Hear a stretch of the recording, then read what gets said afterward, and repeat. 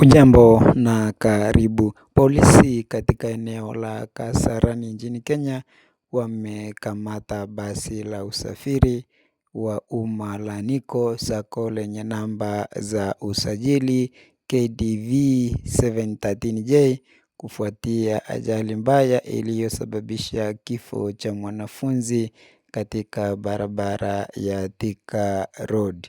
Kwa mujibu wa taarifa za polisi, mwanafunzi huyu alidaiwa kutupwa nje ya basi hilo wakati lilipokuwa likiendeshwa kwa mwendo wa kasi kabla ya kugongwa na kufariki dunia.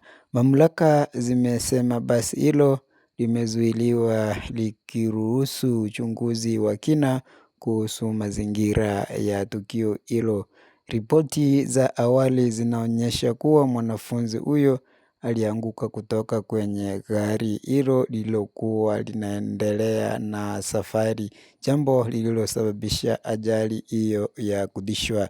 Lakini kulingana na wale ambao waliona, wanasema ya kwamba alitupwa nje na kondakta na kuanguka vibaya kisha baadaye na kukosa fahamu na kuaga dunia. Polisi ni Kasarani, Kenya have impounded a Nico Sacco public transport bus with registration number KDV 713J following a fatal accident that killed a student on Thika Road. That is the information that was written, lakini habari za ukweli ni kwamba mwanafunzi huyu alirushwa chini na kondakta baada ya kukosa hela ya kulipa. Awali isemekana ya kwamba mwanafunzi mwenyewe kwa sababu ya haraka ya kuondoka nyumbani akiwa amechelewa alisahau nauli yake juu ya meza. Akiwa mwanafunzi wa shule ya upili hakuwa na simu inayomwezesha kulipa kwa M-Pesa.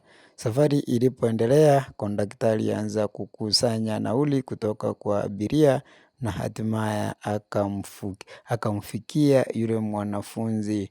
Mvulana alifungua pochi yake na akashtuka.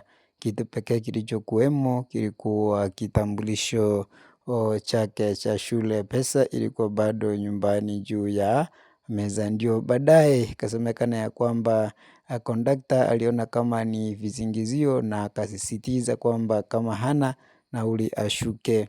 Wakati huo basi lilikuwa limebeba abiria takriban 30. Kila mmoja alitazama kimya wakati mwanafunzi akijaribu kueleza hali yake. Baadaye kondakta alifungua mlango na kumlazimisha mwanafunzi kushuka kwenye basi lililokuwa linaendelea kusonga kwa mwendo wa kasi, kitu ambacho kilisababisha